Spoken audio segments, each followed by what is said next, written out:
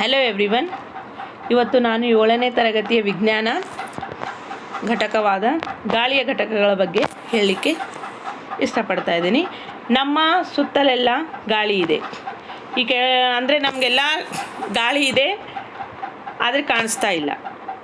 ಆದರೆ ನಾವು ಅದನ್ನು ಅನುಭವದಿಂದ ಪಡಿತೀವಿ. ಹೇಗಪ್ಪ ನೋಡ್ರಿ, ಚಟುವಟಿಕೆಗಳು ಕೆಲವೊಂದಿಲ್ಲಿ ಹಾಕಿದ್ದಾರೆ. ಗಾಳಿಯಿಂದ ಇದು ತಿರುಗ್ತಾ ಇದೆ, ಅಥವಾ ಒಂದು ಬಲೂನು ಹಾರಾಡ್ತಾ ಇದೆ ಅಂದರೆ ಗಾಳಿ ಇದೆ, ಹೌದಾ? ಇವೆಲ್ಲ ನಮಗೆ ಇಲ್ಲಿ ಗ್ಲಾಸನ್ನು ನಾವು ನೀರಿನಲ್ಲಿ ಹಾಕಿದಾಗ ಗುಳ್ಳೆಗಳು ಬರ್ತವೆ, ಅಲ್ಲಿ ಕೂಡ ಗಾಳಿ ಇದೆ ಅಂಥೇಳಿ ಇದು ನಾವು ಅನುಭವಿಸುವ ಗಾಳಿ ಇದೆ ಅಂಥೇಳಿ ನಾವು ಇದರ ಮೂಲಕ ಹೇಳ್ಬೋದು. ಹಾಗಾದರೆ ಗಾಳಿಯಲ್ಲಿ ಯಾವ್ಯಾವ ಘಟಕಗಳದಾವಪ್ಪ?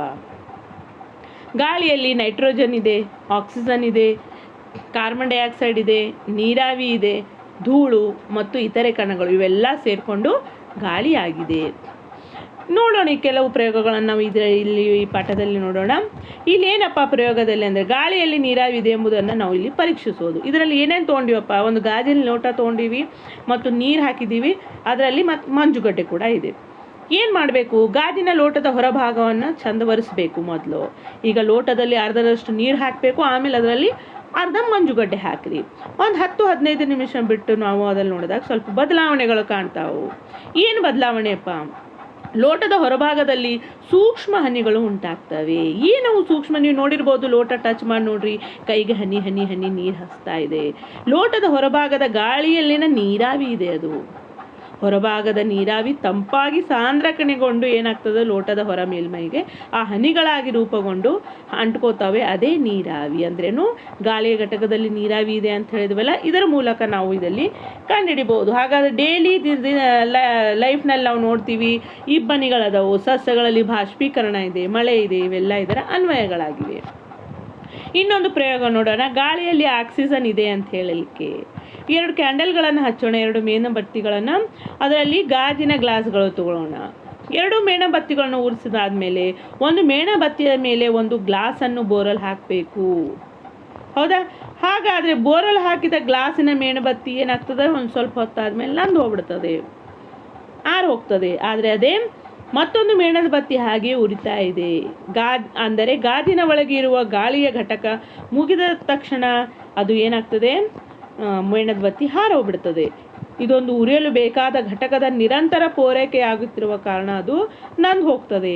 ಎಷ್ಟು ಗಾಳಿ ಇತ್ತು ಆ ಗ್ಲಾಸ್ನಲ್ಲಿ ಅಷ್ಟೊತ್ತನ ಅದು ಮೇಣದ ಬತ್ತಿ ಉರಿತು, ಆಮೇಲೆ ಗಾಳಿ ಆದ ತಕ್ಷಣ ಅದು ಆರು ಹೋಗ್ಬಿಡ್ತದೆ. ಅಂದ್ರೇನು? ಉರಿಯಲು ಸಹಕರಿಸುವ ಗಾಳಿಯಲ್ಲಿನ ಘಟಕ ಆಮ್ಲಜನಕ ಅಂತೇಳಿ ಹೇಳ್ಬೋದು. ಗಾಳಿಯಲ್ಲಿ ಕಾರ್ಬನ್ ಡೈಆಕ್ಸೈಡ್ನ ಇರುವಿಕೆ. ಈಗ ನಾವು ಗಾಳಿಯ ಒಂದೊಂದು ಒಂದೊಂದು ಅಂಶಗಳನ್ನು ನೋಡ್ಕೋತ ಹೋಗ್ತಾ ಇದ್ವಿ. ಮೊದಲು ನಾವು ನೀರಾವಿಯನ್ನು ನೋಡಿದ್ವಿ, ಆಮೇಲೆ ಇದರಲ್ಲಿ ಏನಾಯ್ತು, ಆಕ್ಸಿಜನ್ ಇದೆ ಅಂಥೇಳಿ ಗೊತ್ತಾಯಿತು. ಈಗ ನಾವು ಕಾರ್ಬನ್ ಡೈಆಕ್ಸೈಡ್ ಇದೆ ಅಂಥೇಳಿ ಈ ಒಂದು ಪ್ರಯೋಗದ ಮೇಲೆ ತಿಳಿಬೋದು. ಇಲ್ಲಿ ನೋಡ್ಬೋದು, 2 ಮೇಲಿನ ಸರಳ ಪ್ರಯೋಗದಲ್ಲಿ ಗಾಳಿಯಲ್ಲಿನ ಕಾರ್ಬನ್ ಡೈಆಕ್ಸೈಡ್ ಸುಣ್ಣದ ತಿಳಿ ನೀರಲ್ಲಿ ಪ್ರವೇಶಿಸಿದಾಗ, ಒಂದು ಸುಣ್ಣದ ತಿಳಿ ನೀರು 2 ಟೆಸ್ಟ್ ಟ್ಯೂಬ್ನಲ್ಲಿ ತೊಗೊಂಡಿದ್ವಿ, ಲೈಮ್ ವಾಟರನ್ನು. ಅದಕ್ಕೆ ನಾವು ಸುಣ್ಣದ ತಿಳಿ ನೀರನ್ನು ಬದಲಾಯಿಸುತ್ತದೆ. ನಾವು ನಿಧಾನವಾಗಿ ನಾವು ಕಾರ್ಬನ್ ಡೈಆಕ್ಸೈಡನ್ನು ನೀರಿನಲ್ಲಿ ಬಿಟ್ಟಾಗ ತಿಳಿ ನೀರಾಗ್ತದೆ. ಹಾಗೆ ನಾವು ಗಾಳಿಯನ್ನು ತೊಗೊಂಡಾಗ, ಇಲ್ಲಿ ಫಸ್ಟ್ನಲ್ಲಿ ನಾವೇನು ಮಾಡಿದ್ದೀವಿ, ಗಾಳಿಯನ್ನು ತೊಗೊಂಡಿವಿ, 2ನೇದಲ್ಲಿ ಗಾಳಿಯನ್ನು ಬಿಟ್ಟಾಗ ಸುಣ್ಣದ ತಿಳಿ ನೀರು ಬೆಳ್ಳಗಾಗ್ತದೆ. ಇದು ಅಂದರೆ ನಿಶ್ವಾಸದಲ್ಲಿ ಕಾರ್ಬನ್ ಡೈಆಕ್ಸೈಡ್ ಇದೆ ಅಂಥೇಳಿ ಹೇಳ್ಬೋದು. ಮಣ್ಣು ಮತ್ತು ನೀರಿನಲ್ಲಿ ಗಾಳಿ ಇದೆ, ಹೌದಾ? ಮಣ್ಣು ಮತ್ತು ನೀರಿನಲ್ಲಿ ಇಲ್ಲಿ ನೋಡ್ರಿ, ಇಲ್ಲಿ ಈ ಕಡೆ ನೀರು ನಾವೇನು ಮಾಡ್ತಾ ಇದ್ದೀವಿ, ಒಂದು ಫ್ಲಾಸ್ಕ್ನಲ್ಲಿ ನೀರು ಹಾಕಿ ಅದನ್ನು ಕುದಿಸ್ತಾ ಇದ್ದೀವಿ. ಯಾವಾಗ ಕುದಿಯೋ ಮುಂದೆ ನಾವು ಗುಳ್ಳೆಗಳನ್ನು ನೋಡ್ತೀವಿ. ಆ ಗುಳ್ಳೆಗಳು ಏನಪ್ಪ? ನೀರಿನಲ್ಲಿ ಗಾಳಿ ಆವಿ ರೂಪದಲ್ಲಿ ಹೋಗ್ತಾ ಇರ್ತದೆ, ಅದೇ ಏನು, ಗಾಳಿ. ಹಾಗಾದರೆ ಇಲ್ಲಿ ಮಣ್ಣು ನೋಡ್ರಿ, ಒಂದು ಗ್ಲಾಸ್ನಲ್ಲಿ ನೀರು ಹಾಕಿ ಅದಕ್ಕೆ ಪಟ್ ಅಂತೇಳಿ ಇಷ್ಟು ಮಣ್ಣು ಹಾಕಿರಿ, ಅವಾಗ ಇಷ್ಟು ಗುಳ್ಳೆಗಳು ಬರ್ತಾವೆ. ಅವೇ ಮಣ್ಣಿನಲ್ಲಿ ಕೂಡ ಗಾಳಿ ಇದೆ ಅಂಥೇಳಿ ಹೇಳ್ಬೋದು. ಇಲ್ಲಿ ಕೊನೆಯದಾಗಿ ನೋಡ್ರಿ, ವಾತಾವರಣದಲ್ಲಿ ಕೂಡ ಆಕ್ಸಿಜನ್ ಪೂರೈಕೆ ಹೆಂಗೆ ಆಗ್ತದಪ್ಪ? ಇಲ್ಲಿ ನೋಡ್ರಿ, ಅಟ್ಮಾಸ್ಫಿಯರ್ ಅಂದರೆ ನಮ್ಮ ವಾತಾವರಣದಿಂದ ಆಕ್ಸಿಜನ್ ಏನಾಗ್ತದೆ, ಇಲ್ಲಿ ಬರ್ತದೆ. ಕಾರ್ಬನ್ ಡೈಆಕ್ಸೈಡ್ ಇದೆ. ಗಿಡಗಳಿಂದ ನಮ್ಗೆ ಏನಾಗ್ತದೆ, ಫೋಟೋಸಿಂಥಸಿಸ್ ದ್ಯುತಿ ಸಂಶ್ಲೇಷಣೆಯಿಂದ ಫಸ್ಟ್ ನಾವು ಗಾಳಿ ಏನಾಗ್ತದೆ, ಆಕ್ಸಿಜನ್ ಎಲ್ಲ ವಾತಾವರಣದಲ್ಲಿ ಸೇರ್ತದೆ. ಆಮೇಲೆ ಅದೇ ಆಕ್ಸಿಜನ್ನ ನಾವು ಸೇವಿಸ್ತೀವಿ. ಅನಿಮಲ್ಸ್ ಇರ್ಬೋದು, ನಾವು ಪ್ಲ್ಯಾಂಟ್ಸ್, ನಾವು ಪ್ರಾಣಿಗಳು ಸೇವಿಸಿ ಅದನ್ನು ಕಾರ್ಬನ್ ಡೈಆಕ್ಸೈಡ್ ಆಗಿ ಬಿಟ್ಟಾಗ ಮತ್ತೆ ಅದೇ ಕಾರ್ಬನ್ ಡೈಆಕ್ಸೈಡ್